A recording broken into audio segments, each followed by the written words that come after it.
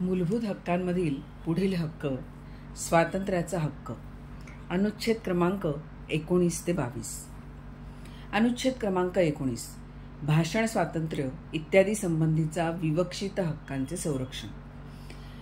हा अनुच्छेद काय सांगतो की आपल्या भारतीय नागरिकांस भाषण व अभिव्यक्ती यांचे स्वातंत्र्य, तसेच शांततेने आणि विनाशस्त्र एकत्र जमण्याचा हक्क, अधिसंघ वा संघ किंवा सहकारी संस्था बनविण्याचा हक्क, भारताच्या राज्यक्षेत्रात सर्वत्र मुक्तपणे संचार करण्याचा हक्क, तसेच भारताच्या राज्यक्षेत्राच्या कोणत्याही भागात राहण्याचा व स्थायिक होण्याचा हक्क आणि कुठलाही पेशा आचरणाचा अथवा कुठलाही व्यवसाय, व्यापार किंवा धंदा चालवण्याचा हक्क प्रत्येक भारतीय नागरिकांना या अनुच्छेदाद्वारे दिलेला आहे.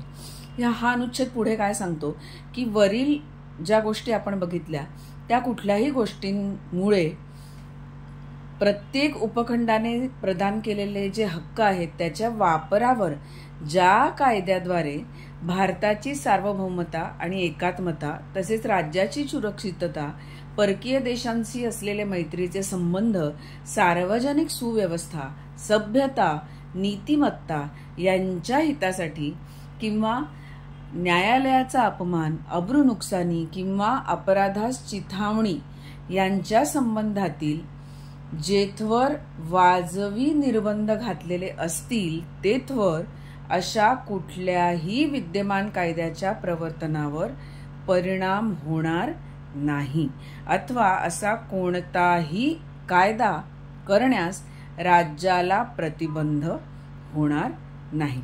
हाच अनुच्छेद पुढे काय सांगतो की कुठल्याही गोष्टीमुळे उक्त उपखंडामध्ये प्रदान केलेले जे हक्क आहेत त्या कुठल्याही हक्काच्या वापरावर ज्या कायद्यांद्वारे सर्वसाधारण जनतेच्या हितासाठी किंवा कुठल्याही अनुसूचित जनजातीच्या हितसंबंधांच्या संरक्षणासाठी जेथवर वाजवी निर्बंध घातलेले असतील तेथवरच अशा कुठल्याही विद्यमान कायद्याच्या प्रवर्तनावर परिणाम होणार नाही अथवा असा कोणताही कायदा करण्यास राज्याला प्रतिबंध होणार नाही.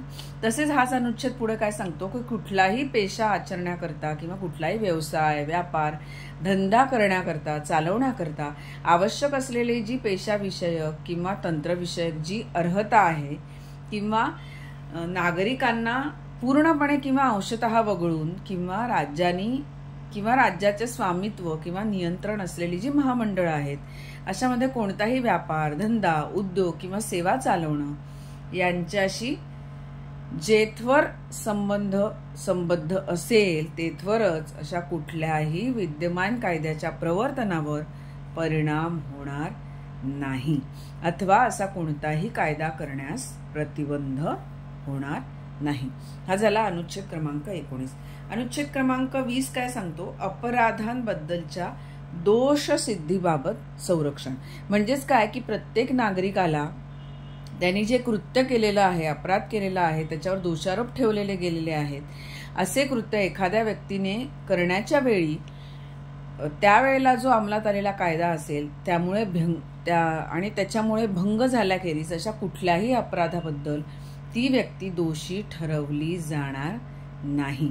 तसंच तो अपराध करण्याच्या वेळी अंमलात असलेला जो कायदा असेल त्याच्यामध्ये जी शिक्षा झाली असती त्यापेक्षा अधिक शिक्षेस ती व्यक्ती किंवा तो अपराध केलेला, दोषारोप ठेवलेला जी व्यक्ती आहे ती पात्र ठरवली जाणार नाही. तसेच एकाच अपराधाबद्दल किंवा एकाच कृत्याबद्दल की जे अपराध झालेला आहे किंवा दोषारोप ठेवलेले आहे असा एकाच अपराधाबद्दल एकापेक्षा अधिक वेळा कोणत्याही व्यक्तीवर खटला चालवला जाणार नाही आणि त्या व्यक्तीला शिक्षा दिली जाणार नाही. आणि कुठल्याही अपराधाचा आरोप असलेल्या कुठल्याही व्यक्तीवर स्वतः विरुद्ध साक्षीदार होण्याची सक्ती केली जाणार नाही. पुढे अनुच्छेद क्रमांक 21 काय सांगतो? जीवित व व्यक्तिगत स्वातंत्र्य यांचे संरक्षण. अनुच्छेद क्रमांक 21 प्रमाणे कायद्याद्वारे प्रस्थापित केलेली जी कार्यपद्धती आहे ती अनुसरल्याखेरीज कुठल्याही व्यक्तीस त्याचे जीवित किंवा व्यक्तिगत स्वातंत्र्य त्याच्यापासून वंचित केले जाणार नाही. ह्या पुढचा जो अनुच्छेद क्रमांक आहे, अनुच्छेद 21 क, या अनुच्छेदाद्वारे प्रत्येक भारतीय नागरिकास शिक्षणाचा अधिकार दिलेला आहे आणि हा अनुच्छेद कायद्यामध्ये, संविधानामध्ये दुरुस्ती करून अंतर्भूत करण्यात आलेला आहे मूलभूत हक्कांमध्ये. काय सांगतो हा अनुच्छेद? तर राज्य 6 ते 14 वर्ष वयाच्या सर्व बालकांसाठी राज्यास कायद्याद्वारे निर्धारित करता येतील अशा रीतीने मोफत व सक्तीच्या शिक्षणाची तरतूद करेल. हा झाला शिक्षणाचा हक्क. पुढचा आहे अनुच्छेद क्रमांक 22, विवक्षित प्रकरणी अटक व स्थानबद्धता यांपासून संरक्षण.